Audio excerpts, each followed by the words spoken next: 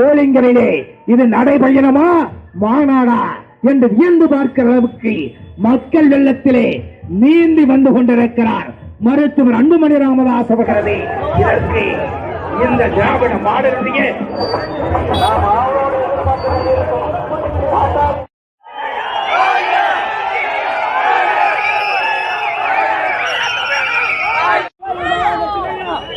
பாதுகாப்பு இல்லையா? எங்கள் பெண் பிள்ளைகள் வாழ்வாதாரத்தை மீட்டுக் கொடுங்கள் ஐயா. எங்கள் குழந்தைகள் எங்களை காப்பாற்றுங்கள் ஐயா. எங்களை காப்பாற்ற வேண்டும் என்றால் உங்களை தவிர வேறு யாராலையும் முடியாது ஐயா. 60,000 சதுர கிலோமீட்டரை இழந்திருக்கிறோம். கச்சத்தீவை இழந்திருக்கிறோம். 40,000க்கு மேற்பட்ட ஏரிகள், குளங்கள், கண்மாய்கள், பேரேரிகளை எல்லாம் இழந்து இன்று 30-35,000 ஏரிகள் அளவில் தான் இருக்கிறது.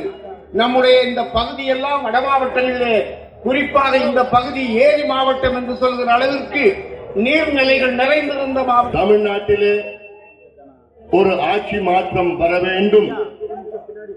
நீங்கள் எல்லோரும் ஒன்று சேர வேண்டும்.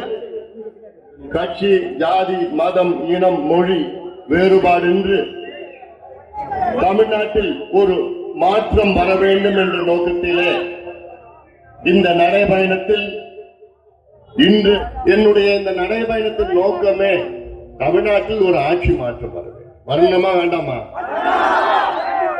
உறுதியா வரும்.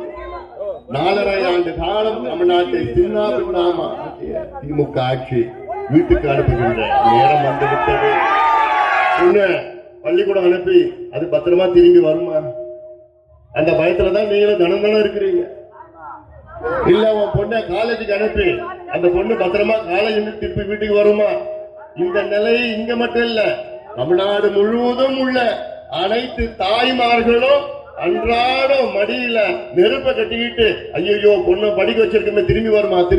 ஏன் 4 வயசு குழந்தைய கடத்திட்டு போய் கற்பு, 8 வயசு குழந்தைய பெண் குழந்தைய கூட்டிட்டு போய் பாலியல் வன்கொடுமை, 12 வயசு பெண் குழந்தைகள், 16 வயசு, யாருக்கும் பாதுகாப்பு இல்லை.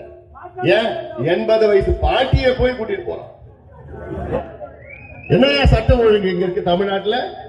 சட்ட ஒழுங்குக்கு யாரு பொறுப்பு? முதலமைச்சர் ஸ்டாலின். ஏன்னா அவர் கீழே தான் காவல்துறை இயங்கிக் கொண்டிருக்கிறது. சட்டம் ஒழுங்கு அவர் கீழே இருக்கிற பொறுப்பு. தினம் போல அதுவும் ராணிப்பேட்டை மாவட்டத்தில் கூலிப்படை வச்சு கொலை பண்றாங்கன்னா அதெல்லாம் சாதாரணமா இல்லை. நம்முடைய சக்கரவர்த்திய என்ன நடத்துறது? அந்த ஒரு மாதத்தில் மட்டும் 8 பேர் ராணிப்பேட்டை மாவட்டத்தில் கூலிப்படை வைத்து கொலை செய்யப்படுகிறார்கள்.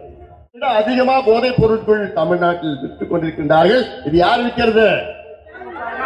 யாருன்னா திமுக கட்சிக்காரங்க. இது ஏதோ நான் சொல்லணும்னு பேசல, ஏதோ பேசணும்னு பேசல.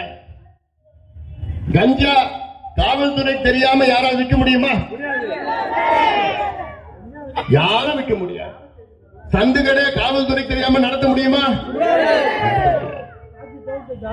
ஆனா என்ன பண்றாங்க? இன்னைக்கு காவல்துறைக்கு சுதந்திரமா செயல்பட முடியல. அவங்க கைகள் கட்டப்பட்டு இருக்கிறது.